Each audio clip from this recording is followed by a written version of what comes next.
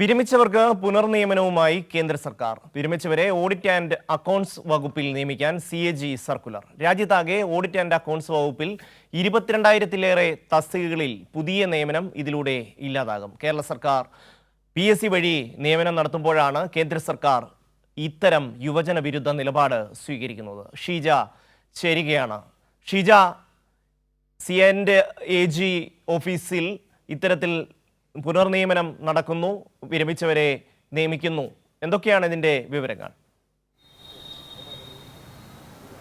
ഷമ്മി, തീർച്ചയായും. അതായത് സംസ്ഥാനത്ത് നമുക്കറിയാം കൃത്യമായ രീതിയിൽ ഒഴിവുകൾ റിപ്പോർട്ട് ചെയ്ത് നിയമനം നടക്കുന്ന ഒരു സാഹചര്യത്തിലാണ് ഇതിന് നേർവിപരീതമായ രീതിയിൽ കേന്ദ്ര സർക്കാരിൻ്റെ സ്ഥാപനങ്ങളിൽ കാര്യങ്ങൾ മുന്നോട്ട് പോകുന്നത്. ഇതുമായി ബന്ധപ്പെട്ട ഒരു സർക്കുലറാണ് ഇപ്പോൾ പുറത്തിറങ്ങിയിരിക്കുന്നത്. അതായത് CAG സർക്കുലറാണ് ഇപ്പോൾ പുറത്തു വന്നിരിക്കുന്നത്. ഈ സർക്കുലർ പ്രകാരം രാജ്യത്താകെയായി ഓഡിറ്റ് ആൻഡ് അക്കൗണ്ട്സ് വകുപ്പിൽ വിരമിച്ചവർക്ക് പുനർനിയമനം നൽകുക എന്നുള്ള സർക്കുലറാണ് ഇപ്പോൾ പുറത്തു വന്നിരിക്കുന്നത്. നിലവിൽ ഏതായാലും ഈ രീതിയിൽ ഓഡിറ്റ് ആൻഡ് അക്കൗണ്ട്സ് വകുപ്പിൽ നിലവിലുള്ളത് 56,000 ഒഴിവുകളാണ് രാജ്യവ്യാപകമായി നിലവിലുള്ളത്. സംസ്ഥാനത്തെ സാഹചര്യം പരിശോധിക്കുകയാണെങ്കിൽ കേരളത്തിൽ 5 AGs ഓഫീസുകളാണുള്ളത്. ഈ 5 AGs ഓഫീസുകളിലായി 60% ഒഴിവുകൾ നിലനിൽക്കുന്നു എന്നുള്ളതാണ്. അതായത് 1,323 ഒഴിവുകളിൽ 1,323 തസ്തികകളിൽ ഒഴിവുള്ളത് 787 തസ്തികകളും ഒഴിഞ്ഞു കിടക്കുകയാണ് എന്നുള്ളതാണ്.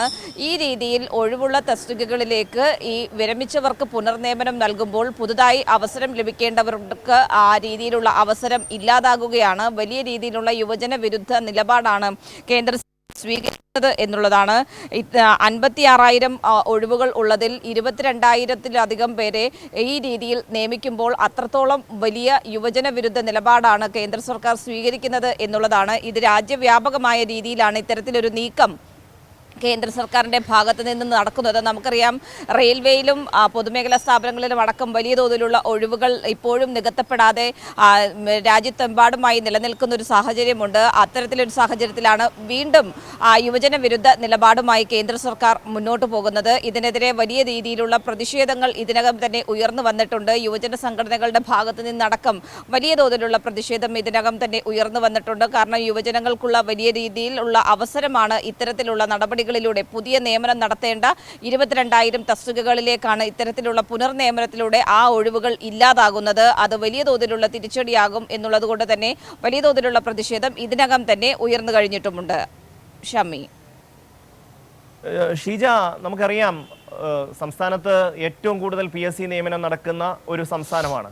അതുപോലെ തന്നെ നിയമനം നടക്കേണ്ടതാണ് കേന്ദ്ര സർക്കാരിൻ്റെ വിവിധ വകുപ്പുകളിലും. പക്ഷെ ഒരിടത്തും നിയമനം നടത്തുന്നില്ല എന്ന് മാത്രമല്ല, ഇപ്പോൾ വരുന്ന വിവരമനുസരിച്ച് റിട്ടയറായ ആൾക്കാരെ അവിടേക്ക് നിയമിക്കുകയാണ്. അതിൻ്റെ ഒരു പ്രത്യേകത എന്ന് പറഞ്ഞാൽ ആനുകൂല്യങ്ങളൊന്നും നൽകേണ്ടതില്ല.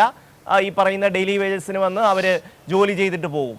അവസരം നഷ്ടപ്പെടുന്നത് നമ്മുടെ നാട്ടിലെ ചെറുപ്പക്കാർക്കാണ്. ഇതിനെക്കുറിച്ച് നമ്മുടെ യൂത്ത് കോൺഗ്രസിനും അതുപോലെ തന്നെ യുവമോർച്ചയ്ക്കുമൊക്കെ എന്തെങ്കിലും ഒരു പ്രതിഷേധം വരുന്നുണ്ടോ? നിലവിലേതായാലും ഇത്തരത്തിൽ ഈ ഒരു വിഷയം, ഈ ഒരു സർക്കുലർ പുറത്തു വന്നതിന് ശേഷം ഒരു തരത്തിലുള്ള പ്രതികരണവും അത്തരത്തിൽ യുവമോർച്ചയുടെയോ അല്ലെങ്കിൽ യൂത്ത് കോൺഗ്രസിൻ്റെയോ ഭാഗത്തു നിന്നും ഉണ്ടായിട്ടില്ല. ശക്തമായിട്ടുള്ള പ്രതിഷേധവുമായി രംഗത്തിറങ്ങാൻ തന്നെയാണ് DYFIയുടെ തീരുമാനമെന്ന് പറയുന്നത്. കാരണം അത്രത്തോളം വലിയ തോതിലാണ് ഇത് യുവജനങ്ങളുടെ സാധ്യതകളെ ബാധിക്കുന്നത്.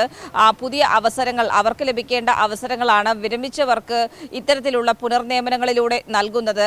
ഈ പുനർനിയമനങ്ങളിലൂടെ നൽകുമ്പോൾ ഈ ഒഴിവുകളിൽ പുതിയതായി നിയമനം നടത്തേണ്ടി വരുന്നില്ല എന്നതിനൊപ്പം തന്നെ ഷമ്മി സൂചിപ്പിച്ചതുപോലെ അവർക്ക് മറ്റ് ആനുകൂല്യങ്ങൾ കൂടി നൽകേണ്ടാത്തൊരു സാഹചര്യത്തിലേക്ക് കാര്യങ്ങൾ എത്തുന്നുണ്ട്. ഈ ഒരു പശ്ചാത്തലത്തിലാണ് മടങ്ങിയെത്താം.